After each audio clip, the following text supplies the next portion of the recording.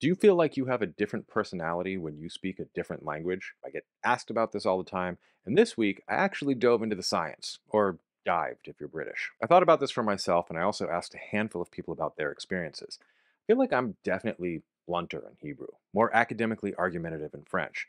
I've had people tell me they're more passionate in Spanish or Italian, or even more analytical in German, less abstract in Mandarin. More on this later because it's going to come back in a really interesting way. There's definitely something real that people who say this experience, but also the science doesn't necessarily back it up, at least not in the way you might think. So today we're talking personality. Our hyperpolyglot's kind of like that one guy from Split. If you're new to the channel, I'm Dr. Taylor Jones. I've got a PhD in linguistics from the University of Pennsylvania, and I'm a language lover who loves to share what the academic research actually says. Let's get into it. This is Language Jones.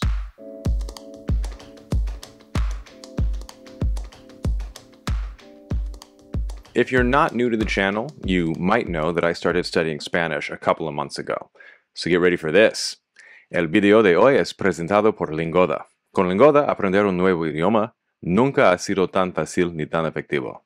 Lingoda es una plataforma online que te ayuda a aprender el español con clases en vivo 100% en español, impartidas por profesores nativos y expertos. Obviamente estoy actualmente aprendiendo español usando Lingoda. Con Lingoda puedes aprender desde la comodidad de tu casa, a tu propio ritmo y adaptarte a tu horario. Ya sea que busques mejorar tus habilidades para viajar, trabajar o simplemente comunicarte con más confianza, Lingoda tiene el curso perfecto para ti. Las clases son interactivas, divertidas y se enfocan en la conversación real. La última clase que tomé fue sobre cómo manejar un corte de pelo en una peluquería. Es muy importante saber eso, y es algo que nunca he visto en un libro de texto tradicional. Además, puedes practicar con otros estudiantes de todo el mundo. Ellos tienen solo 5 idiomas: el español, por supuesto, el francés, el alemán, el italiano y finalmente, English. Entonces, ¿qué esperas? Únete a Lingoda y empieza hoy mismo a aprender español de manera efectiva. Visita lingoda.com y usa el código JONES. Código JONES. Ay, usa el código que aparece en la pantalla para obtener un descuento exclusivo. Hey, so it's me from the future with just a little bit more information that I think is really important here. Lingoda is having their biggest sale of the year. You can get up to 50% off with my exclusive discount. So use my code LanguageJ or click the link in the description when you sign up to Lingoda to claim this offer. The deal ends on December 9th. Y ahora, back to the video. What is personality? First, we need to get on the same page about what we're even talking about. Part of the confounding issue here is that cultures are instantiated in languages. Now, a single language doesn't go with a single culture, so even within my neighborhood, there are very, very different cultures that all happen in English. That's part of why I was so against national flags to represent languages in another video I made. But the point is that maybe we're reacting to different cultural norms and cultural scripts, what are sometimes called schema, that go with a language. So I might say, I want the cappuccino, but good, in Hebrew. But when I say that in English, baristas get offended. It's not just that the equivalent of would like is not really used in Hebrew, or let's be honest, Americans actually say let me do, but it's also underlying assumptions about what is even happening in the interaction. I could have the same level of conscientiousness, more on that in a second, but in Hebrew it manifests as not assuming you'll give my cappuccino your very best effort without me doing you the courtesy of telling you it matters to me, and in English, assuming you might phone it in if I don't say not to, is rude. The assumption is you're giving it your all every time, and it would be rude to assume that you're not, versus an underlying assumption that you shouldn't be expected to work your fingers to the bone for every drink, and if it matters to me, I can directly let you know and there's no hard feelings there. These are cultural scripts. By the way, if you want to know more about this kind of thing, I'm excited to say that I'm launching not one, but 2 new channels to discuss culture, communication, and conflict with some colleagues and experts, so definitely keep an eye out for C-Lab, Culture Like a Boss, and Pop CulturePoint, both from CulturePoint. One is a podcast about culture in the workplace, and the other is about how culture, communication, and conflict play out in pop media. I'll have links to those as soon as we actually launch them. Now, I mentioned another C word, conscientiousness. That was not by accident. And I said that keeping the same orientation towards conscientiousness might actually make me say totally different things in different languages. What is a personality? Turns out there's a pretty good scientific consensus, and it's not just vibes. Unless by vibes you mean waves, and waves make you think of the ocean, because that's personality. More specifically, That's an acronym for the big five personality traits. They are openness to experience, that's your O, conscientiousness, extroversion, agreeableness, and neuroticism. Predictably, each of these in turn has specific technical meanings associated with both feelings and behaviors. Also, each of them comprises like 6 other personality measures, so it's really the little 30, but I don't know what kind of acronym you can make with all those letters. Scratch that, I actually went to an anagram generator and came up with academicism salvages factoids. Ah! We'll stick with ocean. So in researching this, I did what anybody would do, and I took the Big Five personality test after reading up on it, of course. Just to hammer home that the words have technical meanings, it says I score low on neuroticism. But what that actually means is that I score relatively high on anxiety and anger, but low on depression, self-consciousness, in this case more like self-criticism or low self-esteem, and on immoderation and vulnerability. I don't hit the bottle and hate myself and feel like the world is miserable. I just don't trust people and I'm pissy. This is the first fill out a quiz and we'll tell you about your personality that's actually really hit home, since it's psychology and not astrology. In Mazali Israel. Now, some of this stuff is absolutely the stuff people talk about when they say their personality changes. We're talking gregariousness and friendliness, expressing your emotions, adventurousness. But also, some of them are not exactly what people seem to have in mind. I asked a friend if their personality changes in Spanish, and they were like, yeah, of course. And then I was like, are you less liberal? No.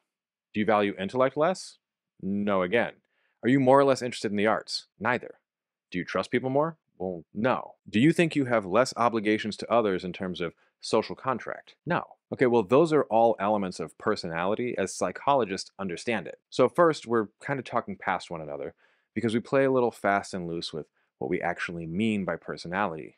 In fact, in some cases, people are really referring to what third wave sociolinguists call persona construction. That's more face, how you want to be perceived by others, and how you go about building a character, so to speak, than personality. I might dress and talk and even move differently in French than in English, but whether I'm constructing a carefree, easygoing, laissez-faire persona on the beach in Antibes might not correlate with my scores on neuroticism in a way that can't be explained away by the fact that you're asking me on the beach in Antibes.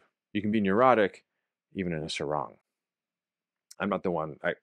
I'm I don't wear a sarong on the beach, but like if you're watching this, it was just the funniest word I could pick. I think, am I doing neuroticism right now? So, does personality interact with second language? Well, kind of. Yes. First, personality as measured by the Big Five interacts with second language acquisition strategies and outcomes.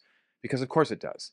If you're self-critical, neuroticism, and not adventurous, openness, don't trust others, agreeableness, and are extremely liberal to the point of distrusting and bristling at authority, openness again, and score low on orderliness, dutifulness, and achievement striving, all three conscientiousness, then should we really be surprised if you don't have the same language learning outcomes from a classroom setting as somebody who's like super motivated and all the opposite of you on those scales? Unsurprisingly, that's what a handful of studies find, that certain personality traits are associated with greater success in second language learning. Some people really do learn faster, and it's not because they're smarter, it's because they're not criticizing themselves for learning slowly and arguing with their textbooks. You know who you are. But what about actually having a different personality in the Big Five sense in another language? Well, there's limited academic evidence, but a small handful of studies actually suggest yes, not across the whole spectrum, but especially in things like gregariousness and agreeableness and so on. They tend to be studies among native bilinguals, and they show a modest effect. Actually, one literally shows a modest effect because bilinguals rated themselves lower in Spanish on agreeableness, but actually performed more simpatia.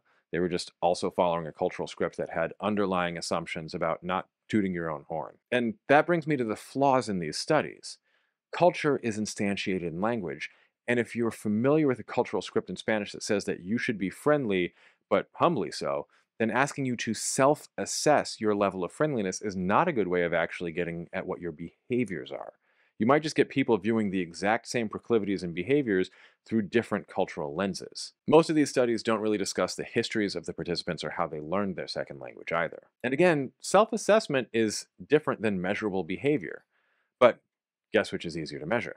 Do you act different or just feel different and answer questions differently? And if you do act differently, are you just doing what you would do in different scenarios? Do I actually drink more in French, or do I drink more because I'm on vacation in France and my cousin owns a vineyard?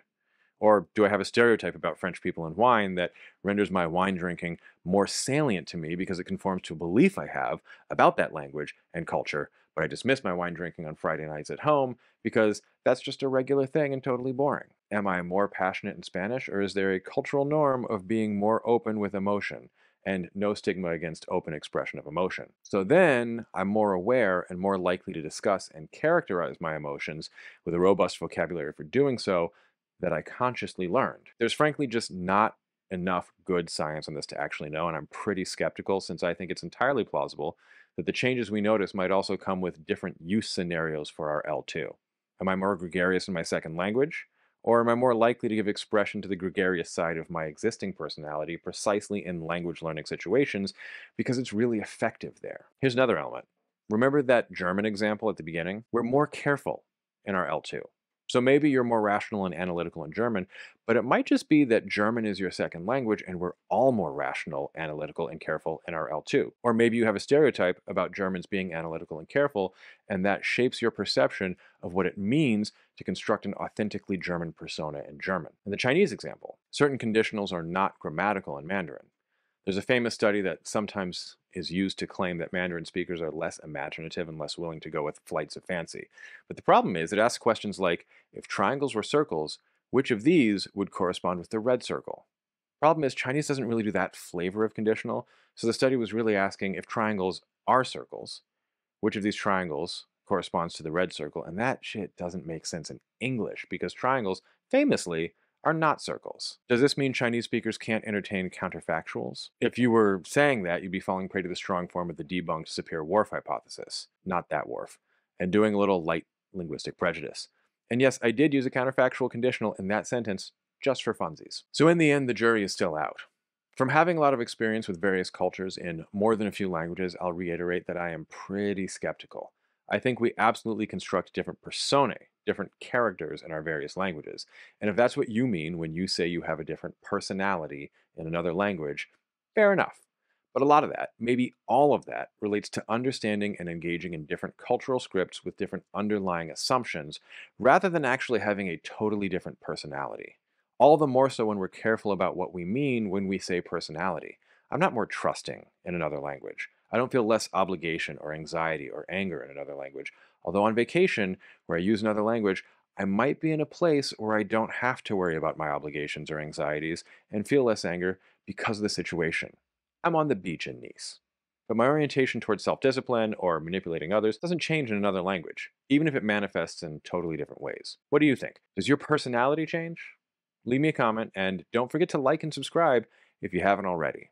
If you like what I'm doing with the channel, you can support it right here on YouTube with super thanks, or you can head over to patreon.com/languagejones and support the channel there. Until next time, happy learning.